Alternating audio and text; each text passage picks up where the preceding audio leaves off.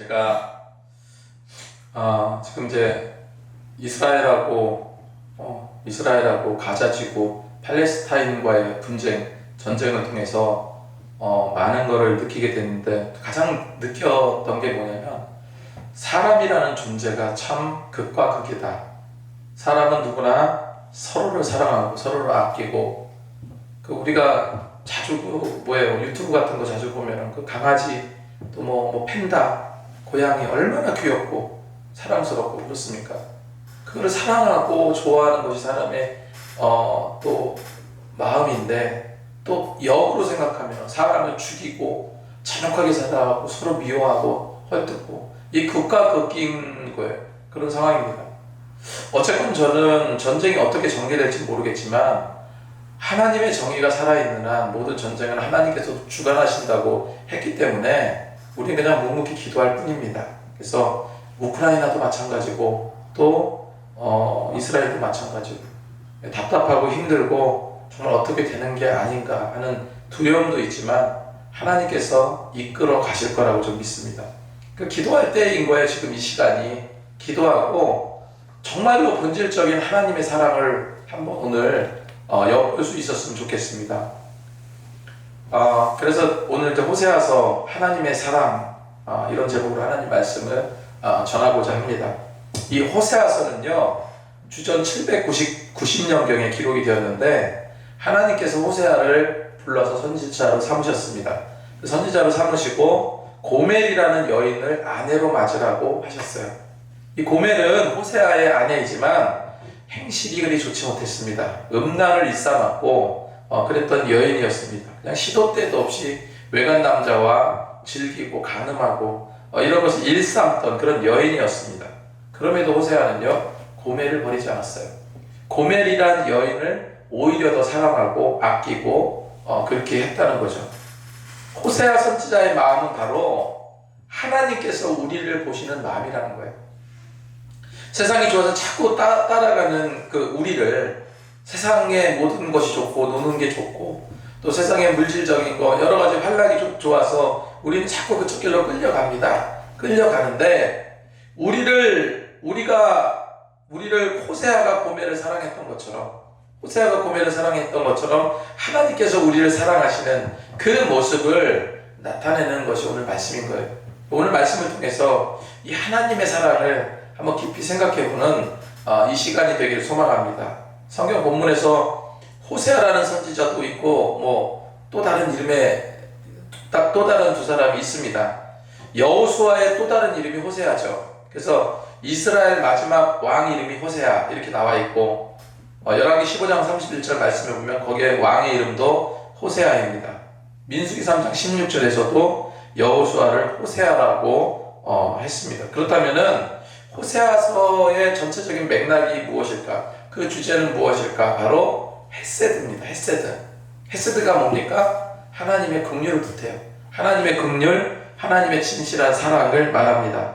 10장 12절 말씀에 너희가 지금 자기를 위하여 의를 심고 긍휼을 거두라. 지금이 곧 여호와를 찾을 때니 너희 묵은 땅을 기경하라. 마침내 여호와께서 임하사 의를 비처럼 너희에게 내리시리라. 이렇게 기록하고 있습니다. 자기를 위해서 뭐를 심으라고요? 자기를 위해서 의를 심으라. 그러면 어떤 열매를 얻게 되리라 했습니까? 바로 긍휼을 얻게 되리라. 헤세드를 얻게 될 것이다. 자기를 위해서 의를 심으면 하나님의 긍휼을 얻게 될 것이다. 지금이 어떤 때입니까? 지금이 어떤 때라고요? 여호와를 찾을 때니. 이 시대가 그런 때인 것 같아요. 이 시대가 정말 진짜 세상이 흉흉하고 일순간에 평화 모드가 아주 긴장 모드로 바뀌어버리는, 그리고 서로의 경쟁관계, 냉전의 어떤 시대로 다시 돌아가는 그런 상황인데, 이런 때 여호와를 찾을 때라. 우린 이걸 기억했으면 좋겠습니다. 여호와를 찾을 때니 너희 묵은 땅을 기경하라. 이 말씀을 우리가 지금 이 시대를 적용해서 깊이 생각해 볼 필요가 있습니다. 묵은 땅을 기경하라. 이 묵은 땅이 뭡니까? 오랫동안 방치된 땅이에요. 오랫동안 방치된 땅인데, 땅이 방치되면서 이 잡초가 무성해지고요, 가시나 엉겅퀴 같은 잡풀들이 막 얽히고 설키고 해서 도저히 뭐를 생산할 수 있는 것을 할 수 없는 그런 땅을 말해요. 파종 자체를 할 수 없는 땅, 그런 땅을 성경에서 묵은 땅이다 이렇게 이야기해요. 그 묵은 땅을 어떻게 하라고요? 기경해라, 갈아엎어라, 이런 말을 합니다. 이 묵은 땅이라는 것은 영적으로 볼 때 정말로 부패하고 완악한 그런 심령의 상태, 영적인 상태를 상징합니다. 완악한 그런 영적 상태, 이런 땅을 지금까지 묵혀두었던 영적으로 정말로 부패하고 완고한 그런 마음의 상태, 그런 처참한 영적의 상태를 상징하는 그 땅, 묵혀두었던 그 땅, 부패하고 완악한 마음의 상태를 어떻게 하라는 거야? 갈아엎으라는 거야. 갈아엎으라는 거야. 호세아가 백성을 향해서 왜 이런 얘기를 합니까? 묵은 땅을 기경하라. 왜 이렇게 합니까? 이거는요, 지금이다. 지금부터라도, 이제부터라도 진정으로 하나님께 향하는 새 출발을 해라. 이렇게 지금 호소하고 있는 거예요. 여러분, 우리 기쁨의 교회가 지금 새롭게 출발을 했습니다. 하나님께 너무 감사할 수밖에 없어요. 너무나 감사하고 정말로 이렇게 좋은 기회를 주신 거 너무나 감사하죠. 우리 기쁨의 교회가 새 출발을 할 수 있는, 말 그대로 묵은 땅을 기경할 수 있는 그런 때라는 것을 우리가 잊지 말았으면 좋겠습니다. 묵은 땅을 엎으라는 거는요, 갈아엎어야 되는데 새 출발을 하라, 이런 의미가 있고, 이거는 뭡니까? 왜 땅을 갈아엎을까요? 왜 땅을 갈아엎습니까? 영혼의 씨앗을 뿌리기 위해서, 다시 거기서 영혼의 씨앗을 뿌려서 그것이 자라고 성장해서 열매를 맺고 또 곡식을 소출을 얻을 수 있게 하기 위해서 갈아엎는 거예요. 갈아엎는 거. 그래서 열심히 자라도록, 잘 성장하도록 우리는 힘써야 됩니다. 지금이 그때예요. 묵은 땅을 갈아엎을 때, 새롭게 시작할 때가 지금 우리 기쁨의 교회가 나아갈 길이라는 겁니다. 절대 그렇게 우리에게 또 기회 주신 하나님의 사랑을 잊지 말아야 돼요. 하나님의 의, 하나님의 사랑, 하나님의 놀라운 은총을 깨닫고 정말로 하나님의 사랑에 보답하는 우리 모두가 되었으면 좋겠습니다. 헤세드라 말씀드렸죠. 이 헤세드라는 이 말 속에는요, 하나님이 우리를 사랑하시는 그 사랑이 얼마나 진실하게 있는가, 진실하게 우리를 사랑하는가, 정말 사랑하고 계신가, 십자가에서 우리를 사랑하신 주님의 사랑을 호세아서에서 그대로 그림자로 남겨두신 겁니다. 호세아 11장 1절 말씀에 이스라엘에 어렸을 때 내가 사랑하여 내 아들을 애굽에서 불러내었거늘, 이렇게 기록하고 있고요. 11장 4절에 내가 사람의 줄고 사랑의 줄로 저희를 이끌었고, 사랑의 줄로 저희를, 우리는 그냥 줄 잡고 따라가기만 하면 되죠. 저희에게 대하여 그 목에 멍에를 벗기는 자같이 되었으며 저희 앞에 먹을 것을 두었노라 했습니다. 애굽에서 이끌어내어서 가나안 땅으로 들어가고, 가나안 땅에서 어떻다는 겁니까? 먹을 것을 이미 다 준비해 놓았으니 너에게 이게 내가 너 진정으로 너희를 사랑하는 것이 아니냐, 내가 얼마나 너희를 사랑하는 줄 아냐, 지금 그 말씀을 하나님께서 하시고 계신 거죠. 그래서 하나님이 우리를 사랑하신 그 사랑을 믿고 정말로 우리는 열심히 믿음으로 신앙생활을 해야 될 줄 믿습니다. 만약에요, 어떤 사람이 그냥 웅덩이에 빠졌다고 치자고요. 물에 빠져서 허우적댑니다. 살려주세요 막 그러면서 허우적대고 막 물속에 들어갔다 나오고 죽기 일보 직전이에요. 그런 상황이에요. 그런 긴박한 상황이에요. 한 사람이 그거를 태연히 쳐다보면서 이렇게 말합니다. 그러게 왜 물에서 이렇게 장난쳐? 그러니까 물속에 빠지지.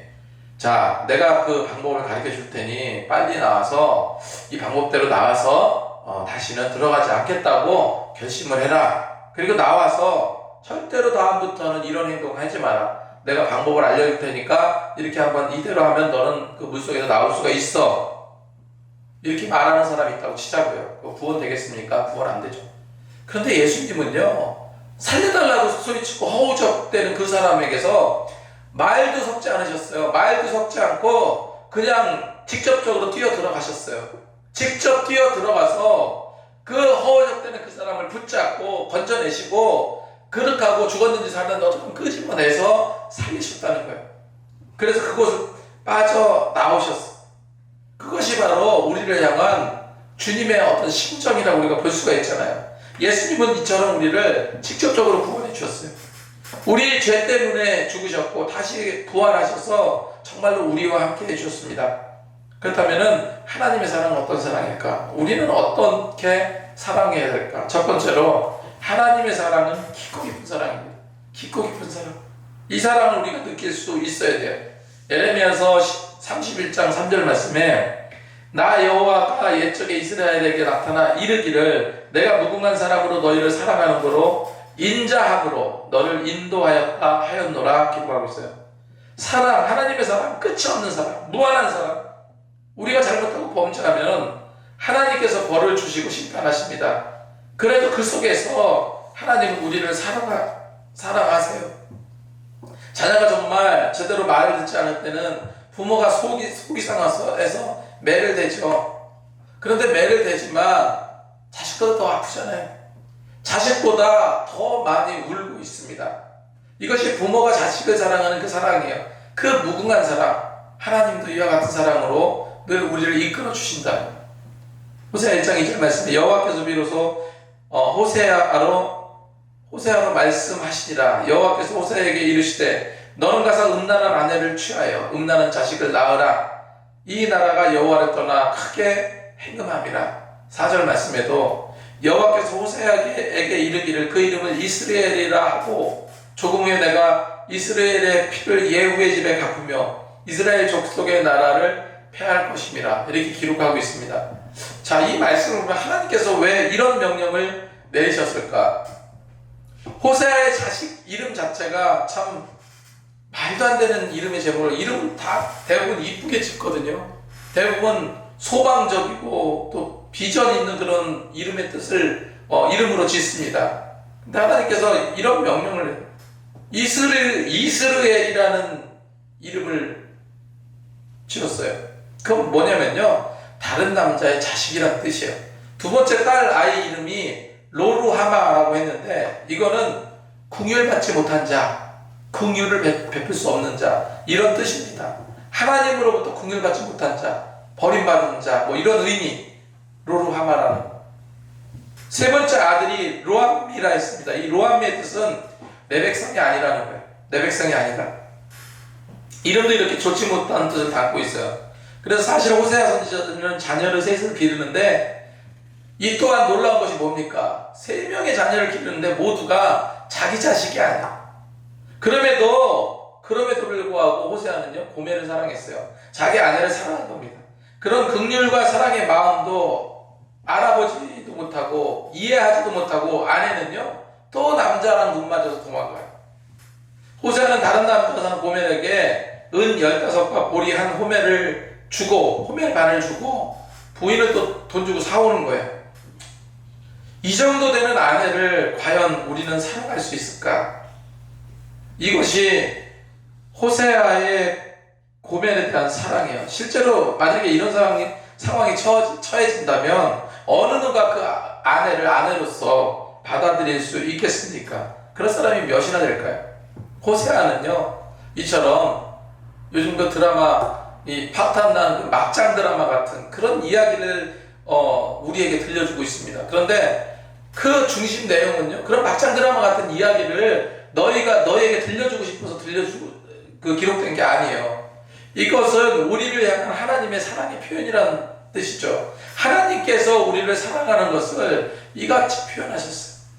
이스라엘이 하나님을 어떻게 배반하였습니까? 이스라엘이 하나님을 어떻게 배반했습니까? 바알을 섬기고요, 하나님을 떠나서 세상을 쫓았어요. 그래도 이스라엘 백성들은 사랑하시는 그 이스라엘 백성을 사랑하시는 그 하나님의 사랑은 호세아가 고멜에게 보인 그 사랑처럼 끝이 없다는 거예요. 끝이. 정말로 하나님의 선민답게 하나님 뜻대로 그렇게 살았으면 얼마나 좋을까라는 생각이 드는데, 이게 전 세계적으로 힘을 쓰고 돈도 많고 이러다 보니까 민족 자체가 교만해지고 악해졌습니다. 사실